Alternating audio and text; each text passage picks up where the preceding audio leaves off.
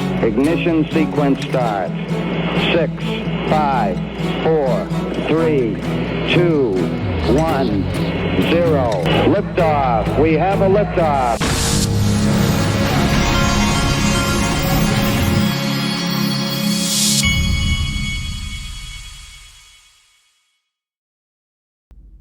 Hey everybody, this is the Digital Asset Investor, and boy do we live in some fascinating times. I'm telling you, this is going to be another one of those videos where it's like everything. If you haven't really seen what's really happening and what crypto is really about, you're gonna start to have your eyes open if they're not already. In fact, in the group today, I'm going to talk about why was Ripple, out of all the thousands of companies and thousands of digital assets, why was Ripple targeted? I'm also going to ask the question, what's all this crypto stuff really been about all along? It's not meme coins and it's not cartoon monkeys, I can promise you that. So if you want to join the group, you want to join through Patreon, go to daixrp.com, or you can, if you'd rather, you can join through YouTube by clicking this join button down here below every single video that I do on YouTube. Less than a cost of a cup of coffee. Now let's get going. Don't forget, folks, regardless of how things seem right now in crypto, everything can change in a minute, and you don't want to miss out on this year's XRP Las Vegas. XRP community, the SEC versus Ripple case is over. Now the path is clear, and the celebration at XRP Las Vegas 2025 just went 10x. And you need to be there May 30th and 31st at the MGM Grand in Las Vegas. Hear from White House Crypto Council members on stage, including Brad Garlinghouse and Chris Giancarlo. You'll also hear from Dr. Christopher Brummer from Blueprint. And one lucky builder developer will win a $25,000 prize for the best Web3 project idea. Go to the EZA app to register for your chance to win $25K. The excitement is building for XRP Las Vegas 2025, the world's largest XRP conference. Get your tickets now and lock in. And now the largest builder developer conference for the XRP ledger. Check this out. Market's still boring, but XRP's come up a little bit, 183, 184-ish.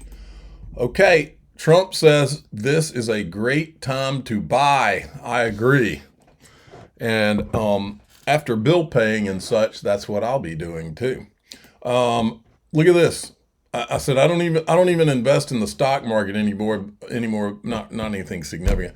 But if this keeps up, I will. What I'll be doing if I invest in the stock market, I'm going to go look for all these companies like Ford that would benefit, that pay a dividend and that would benefit from the tariff situation being better in the United States.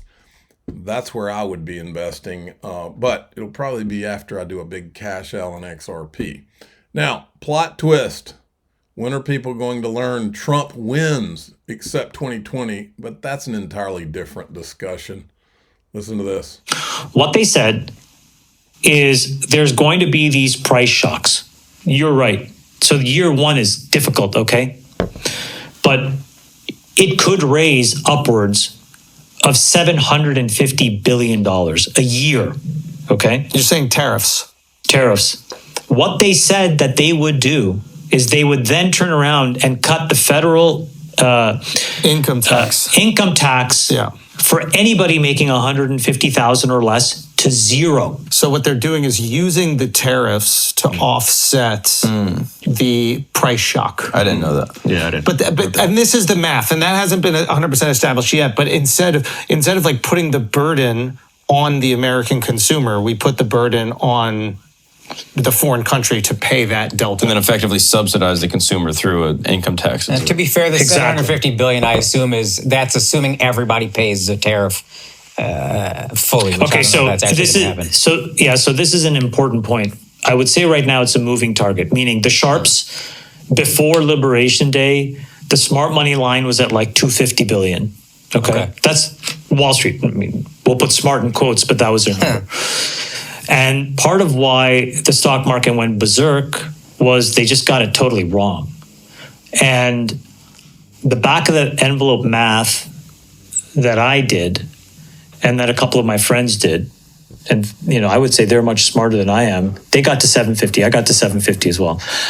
Howard Lutnick, who's a Commerce Secretary, said anywhere approaching 750, we have a line of sight to be able to cut income taxes to zero for anybody making 150 or less. Oof. Yeah, that'd be great. I mean, so we're in the magic zone here, guys. So here's you know the what I thing. mean? So there's a perfect example. There's all this conversation about the midterms right now. Trump tanks the stock market. People get screwed over by some people calling inflation, but the price shock. But if you announce at the end of the year, there's a $750 billion surplus because of taxes, and we're eradicating income tax for people making under $150,000, midterms are going red. I mean, bro, forget midterms. They'll want Trump for the third term. You know what I mean? Bingo. This guy wins. That's what he does. And I said it here. Yes, where were all these politicians who've been presiding over the U.S. decline for decades? Answer, they were letting it happen, many intentionally, in my opinion, with the help of their financial media propaganda arm. But the shrill voices that you're hearing this week about tariffs are the same scoundrels and frauds who never thought twice about when the United States lost 90,000 factories and plants. Think of that, 90,000.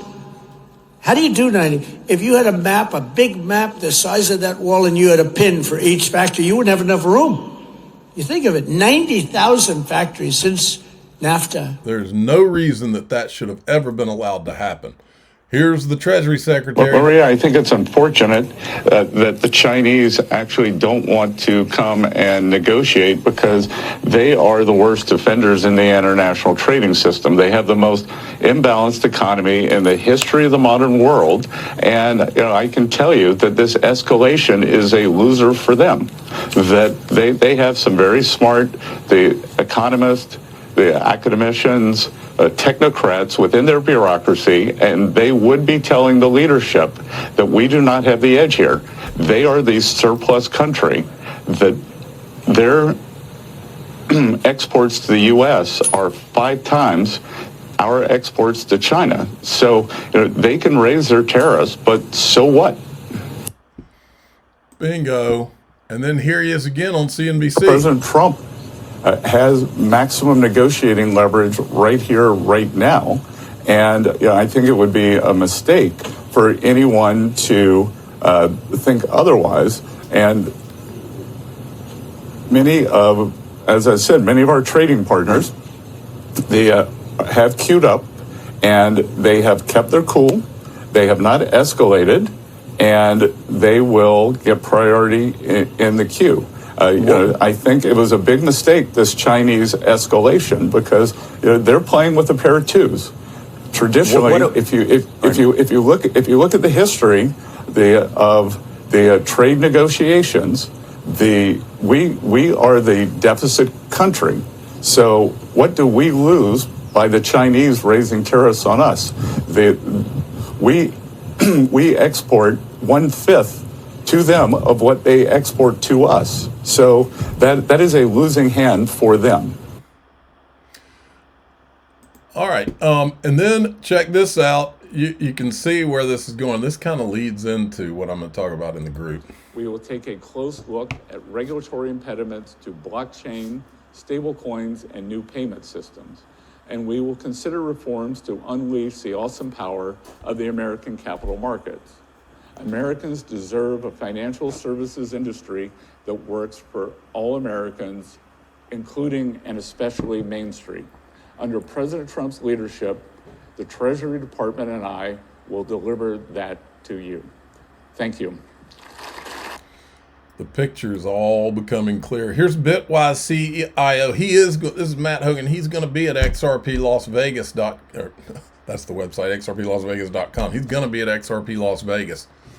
I think it's held up exceptionally well. I think Bitcoin bulls should be inspired by the performance, and it's set up to rally significantly if we get a period of stability in the broader equity markets. It's worth remembering the last time we had true economic chaos during the start of COVID, Bitcoin wicked down to $5,000 and even below that. Today, we're talking about $80,000. It's a different asset. It has a broader distribution of institutional ownership. And again, I think what it's telling you is once this market volatility stabilizes, we're going to see it return to new all-time highs and then beyond. It's really a display of strength.